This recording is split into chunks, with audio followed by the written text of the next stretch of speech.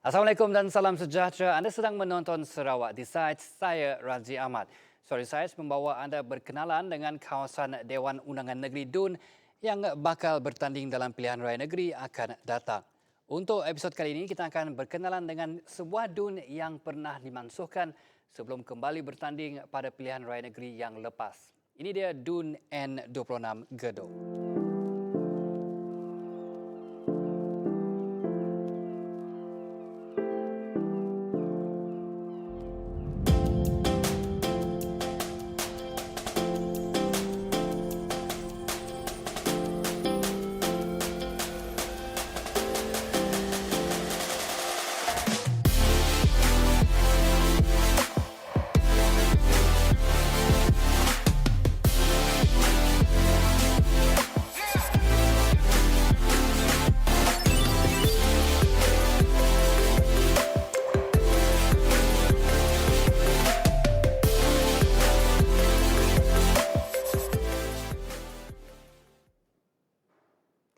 DUN N26 Gedong pernah dimansuhkan suatu ketika dahulu selepas 5 penggal bertanding dalam Dewan Undangan Negeri Sarawak. DUN N26 Gedong mula diwujudkan pada tahun 1968 dan bertanding untuk pertama kalinya pada tahun 1969 sehingga 1991. Namun pada tahun itu, DUN ini dimansuhkan dan menjadi sebahagian daripada DUN Simunjan. Pada tahun 2015, DUN Gedong kembali diwujudkan semula dan bertanding dalam pilihan raya ke-11 pada tahun 2016. Di sini kami paparkan keputusan bagi PRN 11 untuk DUN Gedong. DUN N26 Gedong pada PRN 11 telah menyaksikan pertembungan 3 penjuru di antara Muhammad Naruddin bin Majais mewakili Barisan Nasional, Rapelson Richard Hamid mewakili Parti Amanah Negara Amanah dan calon bebas Uja Anak Bansi. Dengan kemenangan diraih oleh Muhammad Naruddin bin Majais dengan jumlah undi sebanyak 4,064. Muhammad Naruddin bin Majais mengatasi kedua-dua calon lawan dengan majoriti undian sebanyak 3,365. Jumlah pemilih pada PRN 11 bagi DUN Gedong adalah sebanyak 7,087 di mana peratusan pengundi yang keluar mengundi adalah 74.7%. Manakala jumlah kertas undi ditolak ialah sebanyak 112.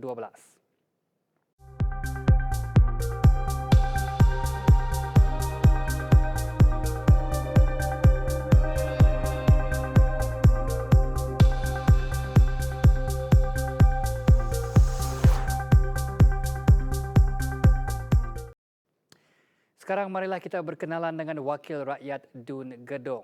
Beliau pada mulanya tidak pernah terfikir untuk berkecimpung dalam dunia politik mahupun menjadi wakil rakyat kerana visi beliau hanya sekadar ingin menghulurkan bantuan di Ibu Pejabat Parti Pesaka Bumiputera Bersatu PBB. Namun pelibatan aktif dalam aktiviti PBB setiap kali menjelang musim pilihan raya membuka ruang untuk beliau tampil menjadi salah seorang calon wakil rakyat di DUN N14 Gedong pada tahun 1991. Berpusat di Simunjan, inilah dia Datuk Haji Muhammad Naruddin bin Haji Majais. Merupakan anak kelahiran Gedong, beliau pernah menjadi guru sandaran selama setahun pada tahun 1980 sebelum menyertai Suruhanjaya Pilihan Raya SPR sebagai pegawai pilihan raya di Miri selama 3 tahun. Beliau kemudiannya berkhidmat di Perbadanan Pembangunan Ekonomi Negeri Sarawak SEDC pada tahun 1984 sehingga 1991. Merupakan ahli Pesaka Bumiputera Bersatu PBB, mewakili gabungan Parti Sarawak GPS dan juga Menteri Muda Pembangunan Usahawan dan Perusahaan Kecil dan Sederhana. Datuk Haji Muhammad Naruddin Majais, untuk pengetahuan semua, merupakan ahli Dewan Undangan Negeri Sarawak ataupun ADUN bagi DUN N21 Simunjan pada pilihan raya negeri ke-10 iaitu pada tahun 2011. Namun setelah DUN N26 Gedong diwujudkan semula pada tahun 2015, beliau kembali bertanding mewakili DUN N26 Gedong pada PRN 11. Baiklah, kita beralih ke perkembangan di kawasan DUN N26 Gedong. Jika kita mengimbau kembali sejarah daerah Gedong, dahulu perjalanan untuk ke Gedong sangat mencabar kerana kedudukan tempatnya yang agak terpencil. Dan untuk ke sini, penduduk ketiga ini terpaksa menggunakan jalan air dari Muara Tebas ke Simunjan sebelum menuju ke Gedong yang mengambil masa selama 1 hari. Jika menggunakan jalan dari Serian pula, terpaksa menaiki bot untuk sampai ke Gedong dan ini pula mengambil masa selama setengah hari. Tapi itu dulu. Salah satu projek besar yang dilaksanakan adalah pembinaan jalan baharu melintasi ladang kelapa sawit dari Gedong ke kawasan Ulu Simunjan sepanjang 35 km dengan kos RM150 juta yang akan memendekkan perhubungan penduduk dari Ulu Simunjan yang hendak ke Gedong, Serian, Kuching dan Samarahan. Pembinaan jalan baru ini akan menjimatkan masa dan perjalanan dari Kuching ke Gedong iaitu hanya memakan masa selama 40 minit. Jalan raya ini bukan sahaja memendekkan masa perjalanan, malah memudahkan penduduk dari Ulu Simunjan untuk membawa hasil tanaman dan perusahaan masing-masing ke pasaran yang berhampiran. Selain itu juga, projek penahan hakisan tebingan Sungai Gedong bernilai lebih kurang RM50 juta yang terdiri daripada 4 fasa secara keseluruhan itu kini sudah pun siap.